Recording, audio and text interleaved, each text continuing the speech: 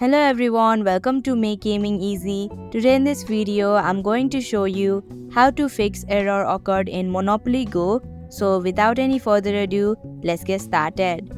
Now in order to fix the problem, the first thing you can do is press and hold the app and click on App Info option. Then go to Storage. Here click on the eraser icon that says Clear Data and click on Clear All Data option. Then tap on OK button.